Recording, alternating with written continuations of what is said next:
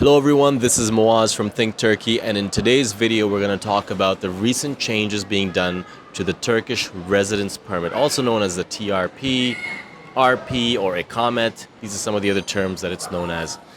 So let's get into it.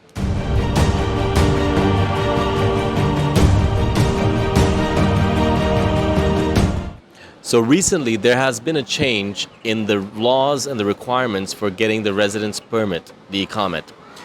So before, actually, if you remember, I made a video on this topic over a year ago. Actually, that's the first video of this channel about how to get a residence permit.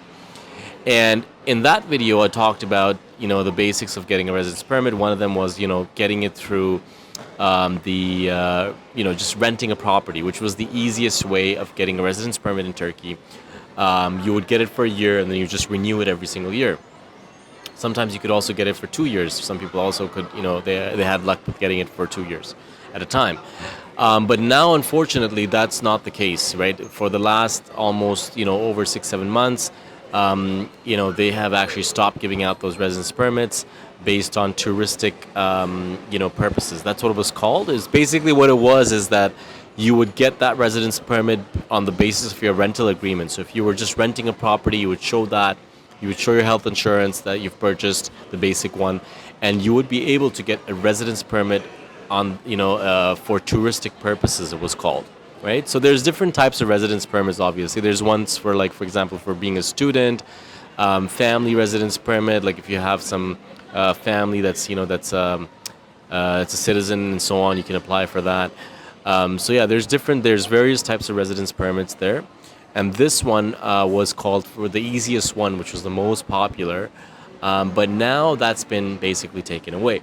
So now the only other, really the only other option apart from being a student or apart from having a job is the real estate one.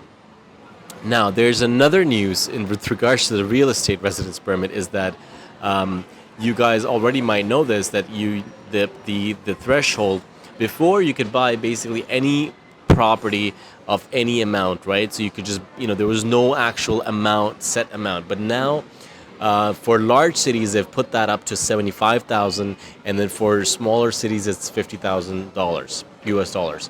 So you need to meet those minimum requirements, essentially. Let me tell you, I've mentioned this in other videos too, and I've mentioned this to people who've actually contacted me, is that it's pretty much like, impossible to find decent properties that are, that we would recommend. I wouldn't say it's impossible, but the properties that we would recommend are definitely, minimum you're looking at for Istanbul, 150 to 250,000. In that range, you can get something reasonable, like a 2-bedroom, 1-bedroom apartment that's reasonably decent. That's, that would be, less risky for you in terms of, giving you good potential in your investment, a secure investment. So that's what you're looking at basically for Istanbul, right? And Antalya, on the other hand, it's more like 100 to 200K. Like even 100 is kind of like pushing it. Like, so you can probably like look at 125, 130 in that range to get something decent, which will provide you some good security, which is not, risky in any way, and which will provide you good returns. So that's what you're looking at, basically. So that's the minimum is there, but there's also a minimum that we recommend that you should start off with, and that's what you should consider if you're looking to get into this market. This is what you're looking to get started with. Now, the third thing is that, so number one was basically touristic residence permit is out. So no more rental agreements you can use to get a residence permit. You have to buy the property. So that's number one. Number two is the minimum amount of property, the value. There was no minimum. Now we've got a minimum, right? So 75K is the minimum in the larger major cities. The third thing is that certain neighborhoods within Istanbul, Antalya, and all different cities, in Turkey, certain neighborhoods have been banned. So they don't give residence permits if your property is in those neighborhoods.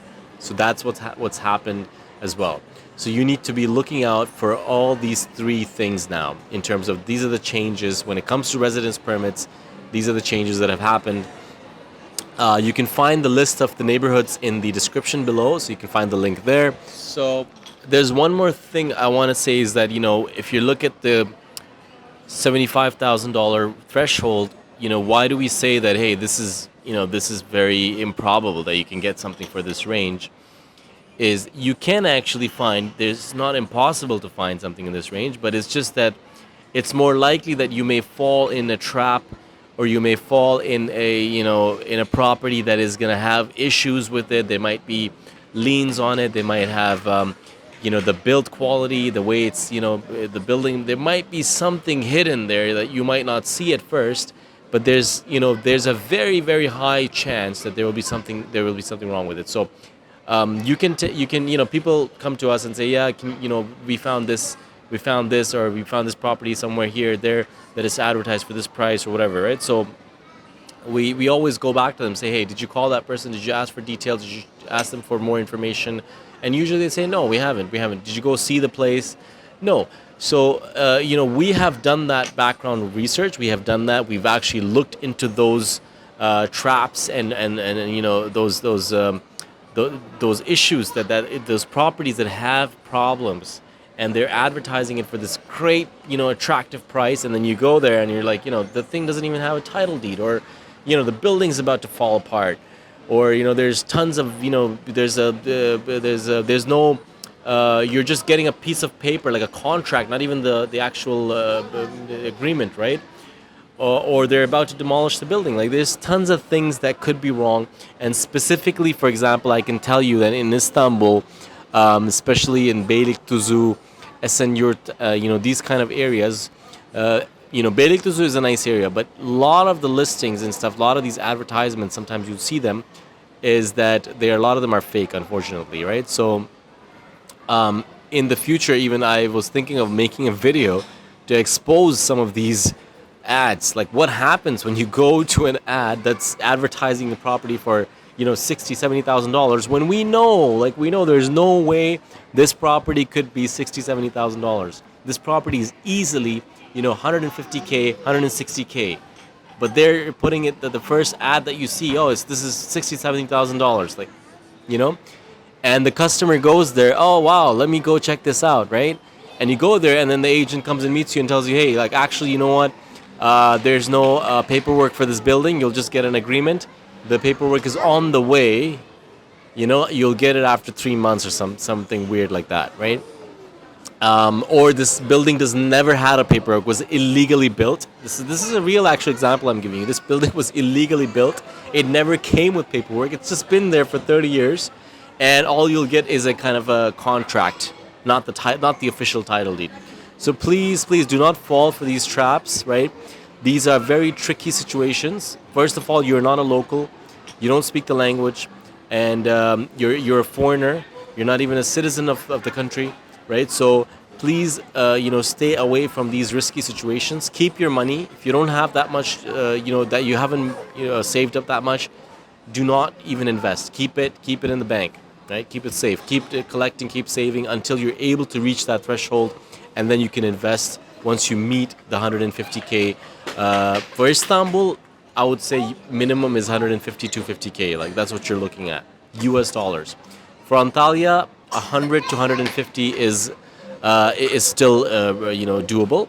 So I would say, yeah, anywhere between 100 to 200K, Antalya, Alanya, you can find apartments for that range, right? So villas, again, you're looking at in Istanbul above $400,000 easy, right? 400 to 700, 800,000 to $1 million you're looking at basically in Istanbul, because of just the prices how they are in Istanbul, realistically speaking.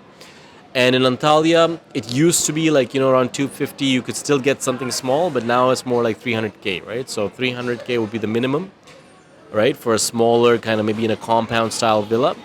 And then for something more reasonable, you're looking at about 400K, would be the average. 450, 400 to 500,000 would get you something there in Antalya, Alanya, and these regions, right?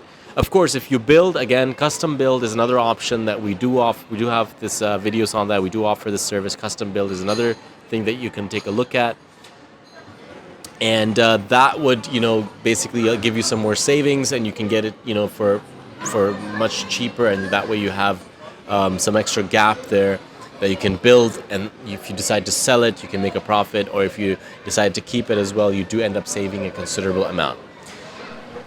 So the question comes now, why have they limited certain neighborhoods and banned certain neighborhoods that you can't actually get the residence permit? If you buy a property in those areas, you're not allowed to get a residence permit from that. You can still buy in those areas, but the government, will not give you a residence permit based on that property. But let's say you've already got the residence permit off another property, then you can still buy. Our investors are still doing that. They're still buying in those areas for investment purposes, but you won't be able to get a residence permit.